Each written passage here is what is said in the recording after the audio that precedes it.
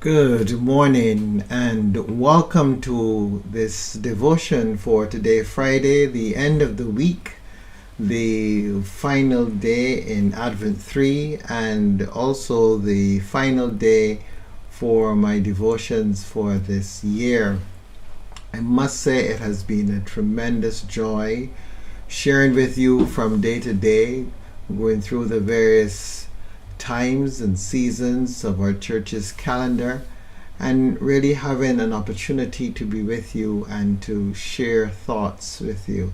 It's also been great having those sessions on Friday evenings where we sit sharing at sundown and chat together and reflect on what we would have heard during the week. I thank you all for your support. It has truly been marvelous, and look forward to continuing to be with you in the new year. I must say that there will be a special Christmas Eve presentation. It will not be at dawn, but sometime on Christmas Eve, and you'll get notification as to what time that will be. But there will be a Christmas Eve celebration so that we can join together and really rejoice in the presence of the Divine Child. But for now, just want to say thanks to all those who have supported this ministry and by your presence.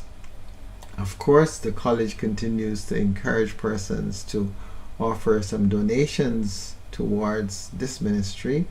I have not asked for that in the past, but at these times, as we try to do more and acquire more equipment, etc., it is important that we are assisted in one way or another. So I invite you to go to our website and make a gift towards the college at this time, so that we can continue this great work together.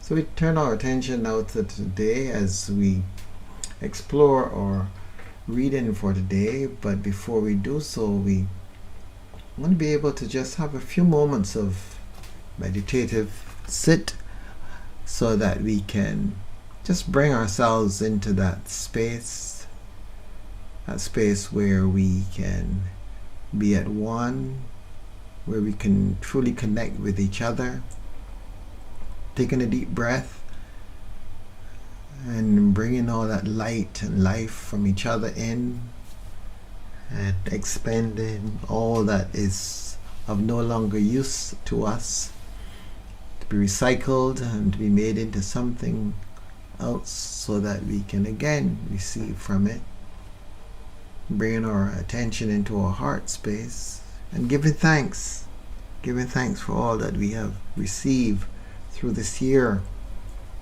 through these morning sessions. We giving thanks for all that we were able to share and experience, and trust that we can find that solace, that peace within ourselves that will lead us to higher places and deeper depths.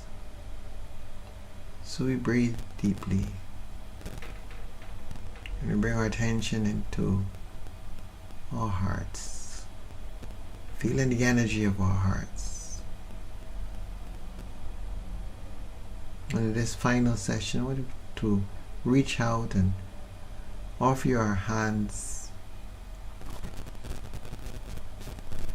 so that persons can take hold of your hand energetically, and we can create that wonderful circle of love, circle of peace, that we can ensure that we are all connected at this time, that we all feel the presence of the divine in us,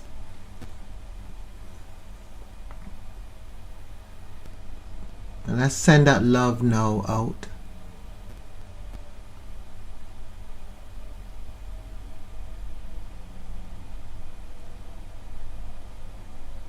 Letting it circling the world, especially those places where there is not much love at this time, where there's only darkness and anger and hurt, frustration, disappointment, sadness, where this day is just another day of misery. Let's intentionally bring from deep within our hearts all the love that we can muster and just send it to those places that need our love most.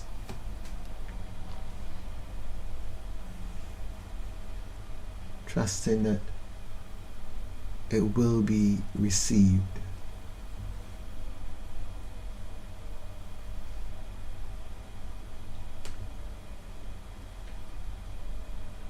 In our gospel for today, we focus on the parable of the talents.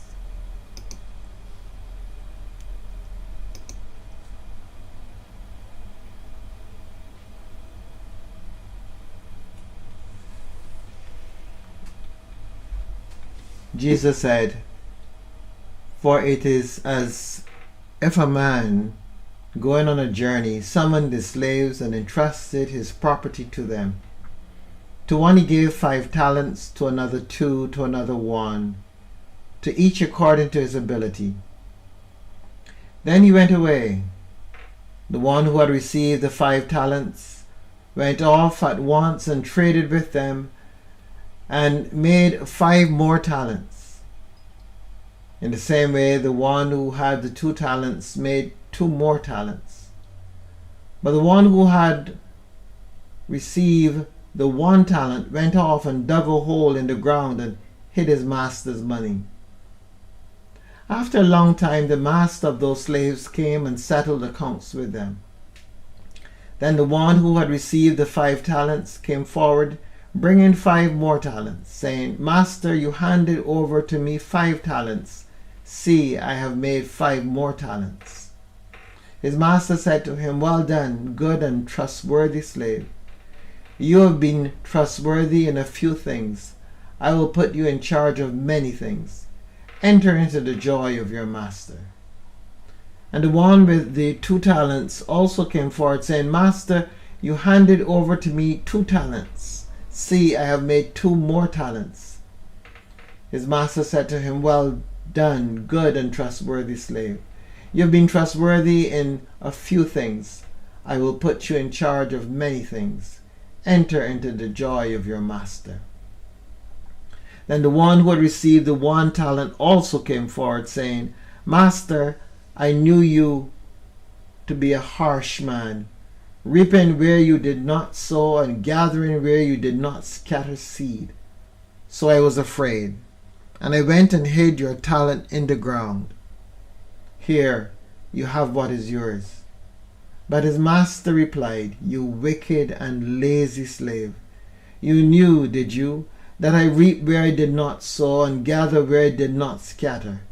Then you ought to have invested my money with the bankers, and on my return I would have received what was my own with interest. So take the talent from him, and give it to the one with the 10 talents. For to all those who have, more will be given, and they will have an abundance. But from those who have nothing, even what they have will be taken away. As for this worthless slave, throw him into the outer darkness, where there will be weeping and gnashing of teeth." Here ends the reading.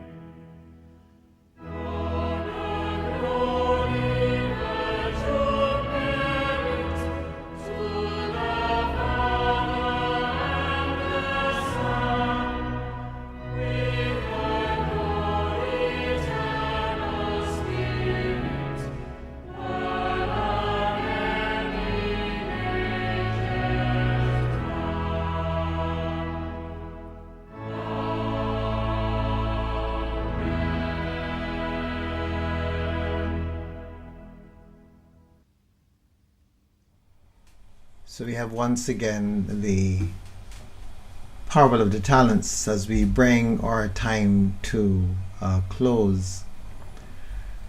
And it comes at the end of our third week of Advent, and we're going into the fourth week of Advent as we continue to rejoice, to give thanks, and to prepare.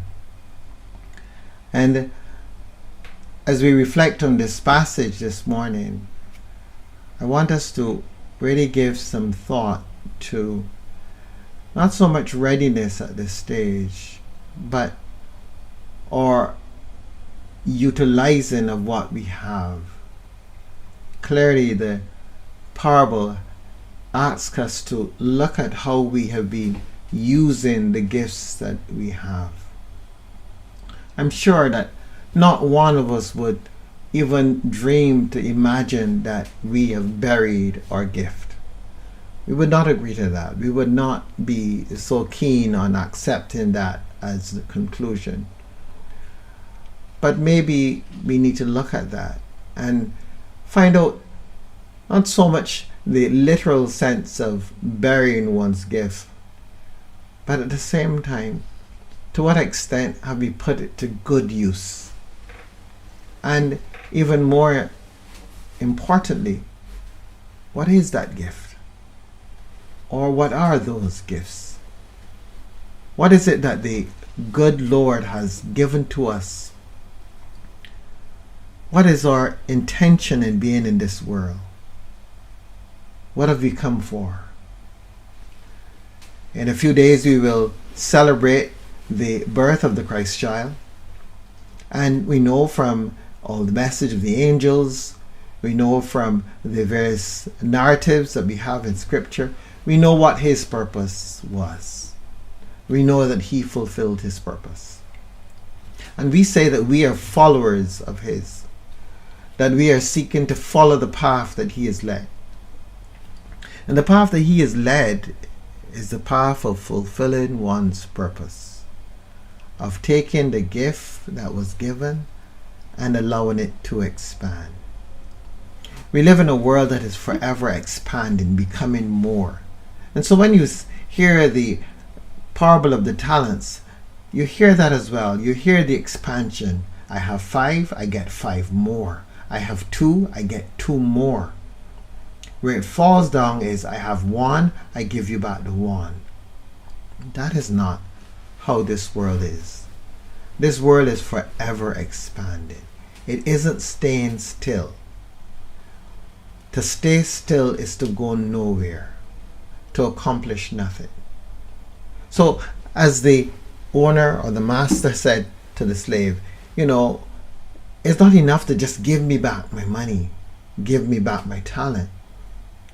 You should have invested it so that in some way it grew. Everything in this world grows. Everything becomes something more. This is the essence of our creation. It's an expanding universe. So one of the things that you and I have to be mindful of is, to what extent am I expanding? Am I becoming more? Am I embracing more? I have received gifts. I have received something, and not just from our Heavenly Father, but I've received something. I've received an education. I've received certain skills. I've received certain understandings. What have I done with them? What am I doing with them? Am I taking that education and allowing it to expand? Am I taking the rudiments of my education and reaching out into other areas, other spheres, and allowing those rudiments to be able to be like tools for me to acquire more? Am I taking the skills that I have, those primary skills that I was given, that I developed, and am I experimenting in other areas of life to see how these skills can be better utilized? Am I doing that? Am I taking my faith tradition and what I've received through the teaching of my church, and am I engaging the divine and the spirit in order that I might be able to discern more, experience more, grow more? Am I? Or am I satisfying myself with just sitting and taking what little I receive and being happy with that? Our universe isn't like that. Our universe is constantly in motion, constantly growing, constantly expanding. Look around you. Look at nature. Then even look at the things we make. Look at the technology. How the technology is just growing and growing and expanding and expanding and expanding. And you wonder, where will it ever end? But the thing is, it doesn't end. It is an eternal work. And we're just a small space in that eternal work. But as small as we are, the truth is that we are part of a large expansion. An expansion that we cannot even fathom. But nonetheless, regardless of how large that expansion is, every little bit of expansion plays a vital role. So you and I, we are here at this time in the expansion process. We, like those with the talents, have received. Our presence here is our reception. As we are here, we have received. And we are receiving. But we have to do something with what we are receiving and what we have received.